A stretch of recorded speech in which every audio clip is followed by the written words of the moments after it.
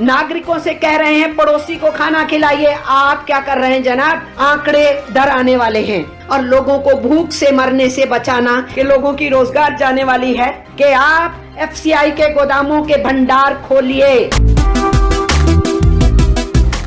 और देश में कोई भूखा नहीं रहे, केवल बोलिए मत। नागरिकों से कह रहे हैं पड़ोसी को खाना खिलाइए। आप क्या कर रहे हैं जनाब? आपकी सरकार क्या कर रही है?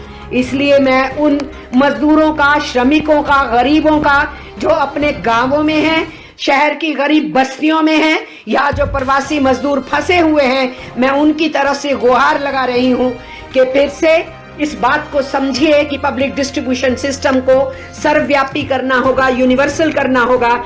उसके बिना हम इस विपदा से सामना नहीं कर पाएंगे। अब एक और समस्या जो सामने आ रही है, आंकड़े डराने वाले हैं। हमारे देश में 2005 से लेकर 2016 के बीच में यह कहा गया था कि 47% लोग जो गरीबी की रेखा के नीचे से, उनको कमती कर दिया गया है। अब तो केवल 27.4% हैं जो गरीबी की रेखा के नीचे रह गए। लेकिन इंटरनेशनल लेबर ऑर्गेनाइजेशन का जो आंकड़ा आया है वो कोई बड़ा आंकड़ा नहीं है, अभी भी अंडर एस्टिमेशन है। वो आंकड़े कह रहे हैं कि हिंदुस्तान के 40 करोड़ लोग गरीबी की बदतर हालत के अंदर पहुंचने की आज अंदेशा हो गया है। इस तरीके के हालात पैदा हो गए हैं। इसलिए ऐसी सूरत हाल के अंदर कैश ट्रांसफर एक बहुत महत्वपूर्ण मुद्दा है और लोगों को भूख से मरने से बचाना एक बहुत महत्वपूर्ण मुद्दा है।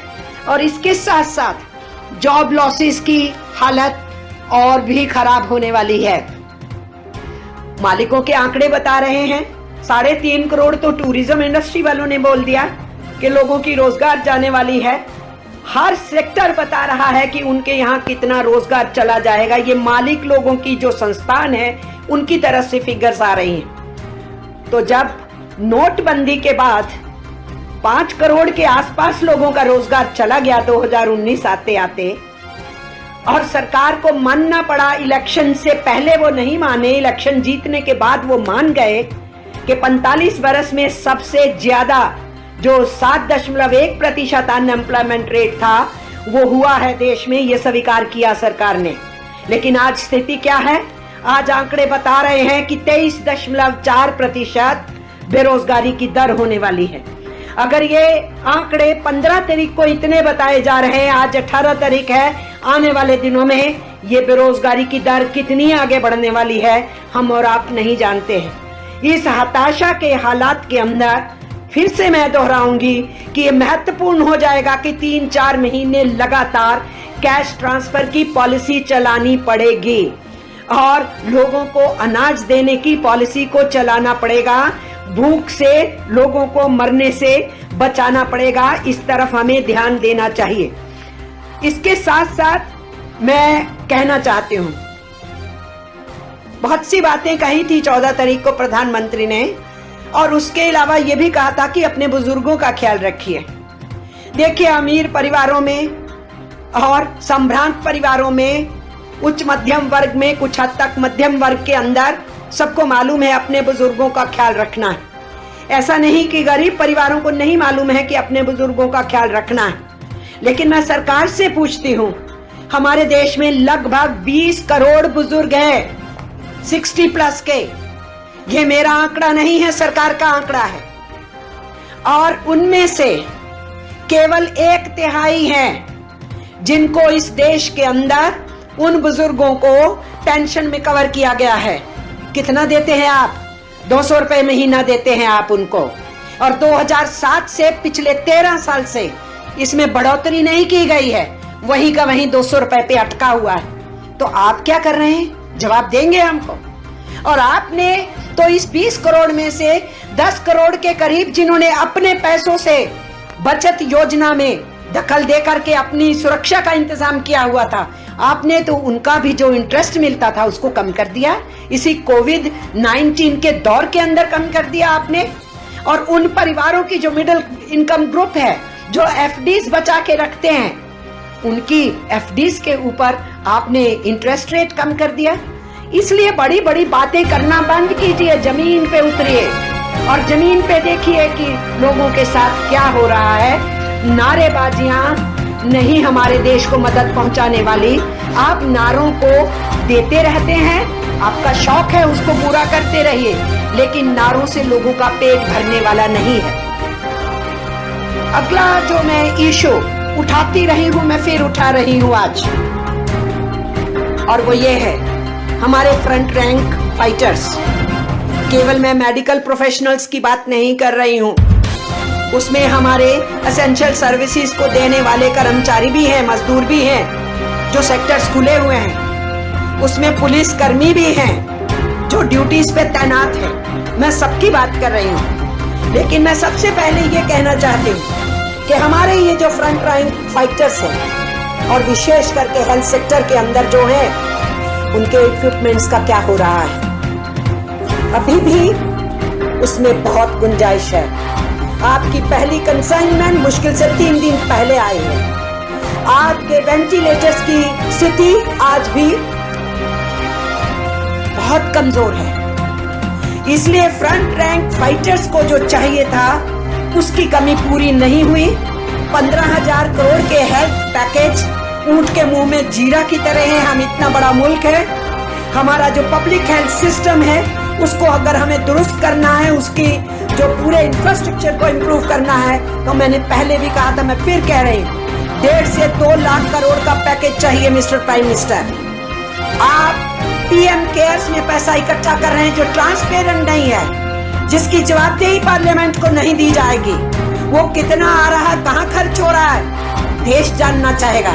और देश ये भी जानना चाहेगा कि हमारे इन कर्मियों के लिए जो फ्रंट रैंक फाइटर्स हैं या हॉस्पिटल सिस्टम के बाहर के फ्रंट रैंक फाइटर्स हैं, उनके लिए आप क्या इंतजाम कर रहे हैं। लेकिन आप उनका इंतजाम करने की बजाय जिन नर्सिस ने ये मुद्दा पूरे देश के सामने लाया, उनको विक्टिमाइज किया गया कुछ राज्यों के अंदर। ऑल इंडिया मेडिकल इंस्टीट्यूट के डॉक्टर्स ने सवाल खड़ा किया, अपनी सारी मेडिकल फ्रेटर्निटी के लिए, पैरामेडिकल्स के लिए भी, नर्सिस के लिए भी, सफाई कर्मचारियों के लिए भी। तो रेजिडेंट वेलफेयर एसोसिएशन जो है, जो डॉक्टर्स की एसोसिएशन है, उनको पूरे देश के सामने आना पड़ा ये कहने के लिए कि प्यूनिटिव एक्शन शुरू हो गया उनके ऊपर। इस देश के अंदर कोई ये आवाज नहीं उठा सकता बताने के लिए कि हमारी क्या जरूरत है। कोई कह नहीं सकता कि सरकार की यहाँ पर कमी है। हम डेमोक्रेसी हैं, अभी डिक्टेटरशिप नहीं है। अगर हुक्मरानों को लगता है कि उन्होंने डिक्टेटरशिप लागू करी है तो वो उनकी सोच होगी, लेकिन हम संविधान के द्वारा अभी भी उसके द्वारा चलाए जा रहे हैं। तो उस संविधान की धज्जियां उड़ाना बंद कीजिए। और इतना ही नहीं, कुछ जगह पे आशा वर्कर्स के ऊपर एक्शन लिया गया और उनको डराया गया, धमकाया गया। जिन आशा वर्कर्स ने हमको अप्रोच किया कि हमारे ऊपर बहुत विपदा है, हमें इक्विपमेंट्स नहीं मिल रहा है, हमें मास्क नहीं मिलती है, हमें जबरदस्ती बिना मास्क के काम के लिए भेजा जा रहा है, तो जब हमने कहा आप हमें लिखित दीजिए हम पहुंचाएं, तो उन्होंने कहा नहीं, हमें कल से काम पे निकाल देंगे। हमें कह दिया गया है शिकायत करोगे तो हमें आजा भुगत लेना। और अभी क्या न्यूज चल रही है 2 दिन से कि हिंदू राव हॉस्पिटल के डॉक्टर ने जो कुछ दिन पहले वहां के डॉक्टर्स और नर्सिस की, पैरामेडिकल स्टाफ की ये व्यथा जाहिर की थी कि हमें इक्विपमेंट्स नहीं मिल रहे हैं, जल्दी जुटाइए। उसी डॉक्टर को किसी एनजीओ ने अप्रोच किया और कहा कि हम इक्विपमेंट्स देना चाहते हैं, मास्क देना चाहते हैं। उस डॉक्टर को कांटेक्ट किया गया, पीयूष को, डॉक्टर पीयूष को, और उस एनजीओ ने वो चीजें प्रोवाइड की। वो पहले से शिकायत कर रहा था कि ये होनी चाहिए। उसने कौन सा गुनाह किया? वो अपने घर में ही ले गया, वो जनता में बांटने के लिए नहीं गया, वो उनको बेचने के लिए नहीं गया। उसने अपने ही हॉस्पिटल के स्टाफ को, जिनको उन मास्क की जरूरत थी, उसमें बांटा। और आप उसको नौकरी से निकालते हैं, आप उसको शो ऑफ देते हैं। ये कौन सा रवैया है? हम ये जानना चाहते हैं और इसीलिए हम ये समझ रहे हैं आवश्यकता इस बात की नहीं है कि जो आप पे उंगली उठाए आप उनके ऊपर एक्शन लेना शुरू कीजिए। आवश्यकता इस बात की है कि अगर कोई कमी बता रहा है तो उस कमी की तरफ ध्यान दे, उसका संज्ञान ले, उस कमी को दूर करे, उसकी जरूरत है। इसलिए ये थोथी बात मत कीजिए कि हम पूरे देश को साथ लेके चल रहे हैं। आप पूरे देश को लेके साथ नहीं चल रहे हैं, आपने तो पार्लियामेंट का साथ भी नहीं लिया है, आपने तो चीफ मिनिस्टर्स को भी नहीं पूछा था। और आज भी चीफ मिनिस्टर्स क्या कह रहे हैं कि हमारी जीएसटी की 4 महीने से किस्त सरकार ने नहीं दी है। आप उनके राशन के भंडार की जितनी उनको आवश्यकता होनी चाहिए नहीं दे रहे हैं। जो ज्यादा बांटने की जरूरत है वो आप नहीं दे रहे हैं। उनके जो जायज उनको पैसा बनता है वो आप नहीं दे रहे हैं। एक के बाद दूसरी सरकार की शिकायतें आ रही, केवल केरल सरकार से ही नहीं आ रही हैं, वो आप पूरी नहीं कर रहे हैं। लेकिन कोई आवाज उठाएगा तो आप उसके ऊपर एक्शन लेंगे। और ये केवल मेडिकल स्टाफ पे ही एक्शन नहीं है, इसी तरीके के एक्शंस हम देख रहे हैं कि अगर पुलिस कर्मियों में से भी किसी ने आवाज उठा दी तो उनको लाइन लगाया जा रहा है। ये सब क्या हो रहा है हम जानना चाहते हैं। इसलिए मिस्टर प्राइम मिनिस्टर, लोगों के सामने आइए, उनकी दिक्कतों को सुनिए और इलेक्टेड लेजिस्लेचर्स को सुनिए, सोशल ऑर्गेनाइजेशंस को सुनिए, राजनीतिक पार्टियों को सुनिए, ट्रेड यूनियन और किसान ऑर्गेनाइजेशंस को सुनिए, महिला आंदोलनों, विद्यार्थियों, नौजवानों को सुनिए। आप नहीं सुनना चाह रहे और ये इस विपदा से लड़ने का तरीका नहीं है। इसलिए इस विपदा से लड़ना है तो टेस्टिंग पे भी थोड़ा ध्यान दीजिए, हॉस्पिटल सिस्टम को इम्प्रूव कीजिए, सेफ्टी इक्विपमेंट्स दीजिए और प्यूनिटिव होने का, सजाएं देने का इस मौके के ऊपर अंकुश लगाइए। इस बात पे, इस पे रोकिए। एक तरफ आप कह रहे हैं कि जेलों के अंदर जगह नहीं है, लोगों को निकाला जाना चाहिए, दूसरी तरफ इस वातावरण का नाजायज फायदा उठाया जा रहा है कुछ लोगों को जेलों के अंदर ठूसने का। ये मानवाधिकार के हनन का प्रश्न है। इस टाइम पे जब आप पेंडेमिक का मुकाबला कर रहे हैं, जिसका मुकाबला मिलकर के पूरी सोसाइटी ने, हिंदुस्तान में ही नहीं करना, पूरी दुनिया ने करना है, लेकिन आपका रवैया ठीक नहीं है। इसीलिए मैं आखिर में फिर से उस मुद्दे को उठाना चाहती हूँ कि जो इस देश के अंदर अपनी असफलताओं को ढांकने के लिए आपकी सत्ता के आईटी सेल के लोग, आपके इलेक्टेड रिप्रेजेंटेटिव्स, आपके ट्रोलर्स जो बार बार पूरे समाज के अंदर दिशा विहीनता का काम करना चाहते हैं, जो पूरे देश के अंदर एक नफरत का वातावरण बनाना चाहते हैं, इस समय में भी हिंदू मुस्लिम की बात उठाना चाहते हैं, मैं उस बात को फिर से उठा रही हूँ क्योंकि ये बहुत बड़ा नुकसान हो रहा है। हमारे श्रमिकों पे हमले शुरू हो गए, कोई रेहड़ी पटरी वाले के ऊपर हमला करेगा, बगल में आप लगा सकते हैं रेहड़ी पटरी, आधार कार्ड दिखाइए, आप हिंदू हैं आप लगा के रखिए, आप आधार कार्ड दिखाइए, अच्छा आप मुस्लिम हैं आप नहीं लगा सकते। शर्म की बात तो ये है कि कुछ वीडियो देखे गए कि पुलिसकर्मी भी ऐसा करते पाए गए कहीं कहीं। मैं सारी पुलिस को दोष नहीं दे रही, लेकिन ये कम्युनलाइजेशन की प्रोसेस कहां तक पहुंचाई जा रही है कि आप दुकान नहीं लगाने देंगे, आप रेहड़ी पटरी नहीं लगाने देंगे।